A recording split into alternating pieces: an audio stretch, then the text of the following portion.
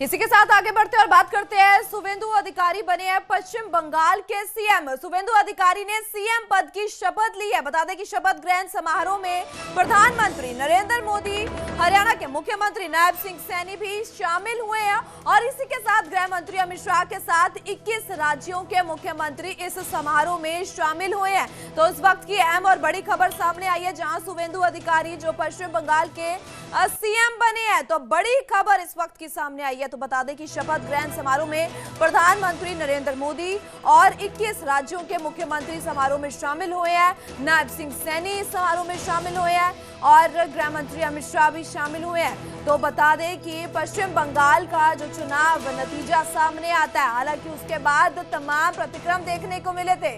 वहां पे ममता बनर्जी की ओर से साफ तौर पर कहा गया था कि हम रिजाइन नहीं देंगे, जिसके बाद काफी बड़ा स्टेटमेंट उनका सामने आया था। तो फिलहाल की घड़ी अभी बड़ी खबर पश्चिम बंगाल से सामने आ रही है कि बीजेपी की सरकार जो बढ़ती हुई नजर आ रही है। नहीं, देखिए, ऐतिहासिक दिन है। ये बंगाल की पवित्र भूमि, ये डॉक्टर श्यामा प्रसाद मुखर्जी की भूमि है। ये भूमि नेताजी सुभाष चंद्र बोस की भूमि है। शुवेंदु अधिकारी को क्या संदेश होगा? देखिए, उनको मैं बहुत बहुत बधाई देता हूँ, शुभकामनाएं देता हूँ। मोदी जी के नेतृत्व में जो आदरणीय नरेंद्र मोदी जी ने संकल्प लिया है 2047 का। आगे बढ़ते और बात करते हैं। प्रदेश में नगर निकाय है, 3 नगर निगम, 1 नगर परिषद और 3 नगर पालिकाओं में चुनावी बिगुल बजा हुआ है। पंचकुला मुख्य मुकाबला कांग्रेस और भारतीय जनता पार्टी के बीच में बना हुआ है, जहां Bharatiya Janata party triple engine की सरकार बनने की दुहाई दे रही है, वहीं कांग्रेस पार्टी बदलाव करके मजबूती से काम करने का दावा कर रही है। इस रिपोर्ट जरिए देखते हैं।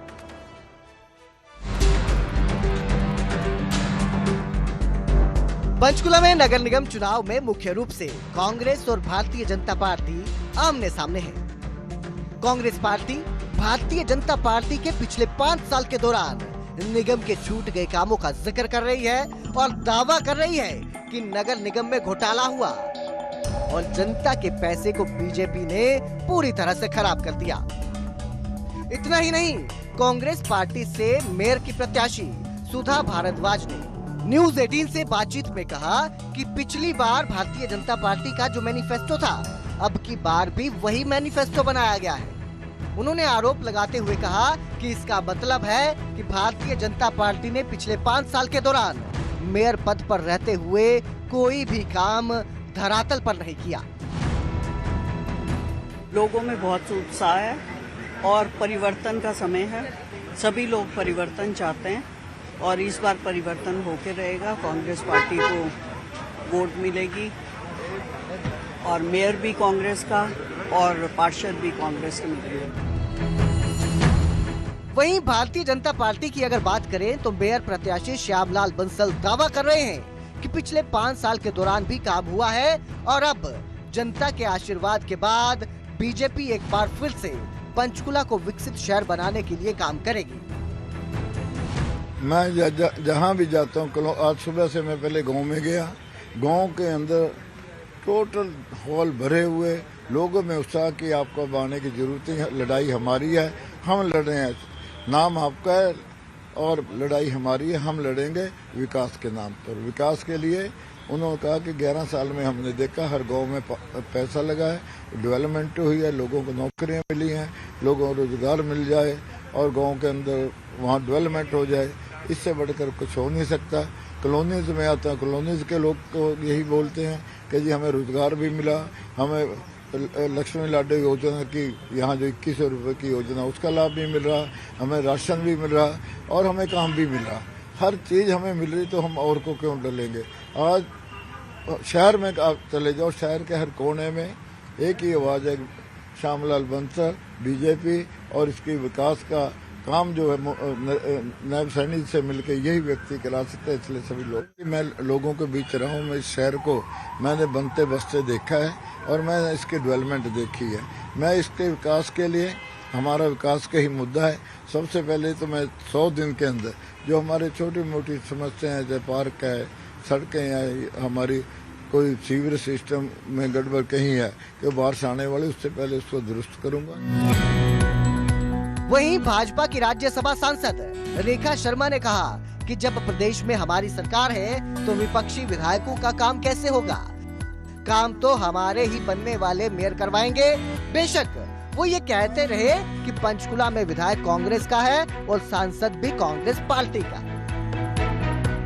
मैं तो जहाँ जा रही है मुझे तो कमल कमल नजर आता है और 20 की 20 सीट्स हमारी बहुत स्ट्रांग है, हमारे कैंडिडेट स्ट्रांग हैं और हमारे मेयर कैंडिडेट जो मुझे लगता है पॉलिटिक्स में और भारतीय जनता पार्टी में पंचकुला में सबसे पुराने कार्यकर्ता के रूप में काम किया है। उन्होंने 2 इलेक्शंस लड़े हैं, 3 इलेक्शंस लड़े हैं उन्होंने असेंबली के, और उस समय लड़े हैं जब बहुत टफ होते थे इलेक्शन लड़ने। तो अभी हर व्यक्ति, क्योंकि सामाजिक कार्य में वो हमेशा आगे रहे हैं, धार्मिक कार्य में वो पंचकुला में हमेशा आगे रहे हैं, इसलिए हर व्यक्ति पंचकुला का मतलब बूढ़े से लेकर बच्चे तक सभी जानते हैं उनको, और उनके आगे कोई भी टिक नहीं पाने वाला। मुझे नहीं लगता उनका कोई कंपटीशन है, और मुझे लगता है हम अभी भी डिक्लेयर कर सकते हैं कि वो विनर हैं। जब सरकार हमारी है, चाहे सांसद हो चाहे कोई भी हो, उसका काम नहीं होने वाला। सरकार हमारी है ना, यहाँ पर भी और सेंटर में भी, तो कहाँ से काम होगा? तो अभी तक काम किस लिए नहीं कर पाए? उनको बताना चाहिए ना, इतने साल 2 साल हो गए, क्यों नहीं काम किया उन्होंने? अगर दोनों तरफ 2 इंजन लेके कुछ नहीं किया तो 1 इंजन और जोड़ लेंगे तो क्या है? वो तो डब्बे जोड़ने वाली बात है, इंजन तो हमारे पास है। चुनाव बिल्कुल अपने चरम पर पहुंच गया है। 10 मई को वोटिंग होनी है। ऐसे में मेयर उम्मीदवार और पार्षद के उम्मीदवार जहां रोड शो निकाल रहे हैं, अपना प्रचार कर रहे हैं, डोर टू डोर लोगों से संपर्क साध रहे हैं। ऐसे में देखना यह है कि 13 मई को जब नतीजे आएंगे तो ऊंट किस करवट बैठेगा। नगर निकाय चुनाव के रंग आपने देखे हैं, सभी प्रत्याशियों के अपने अपने दावे हैं।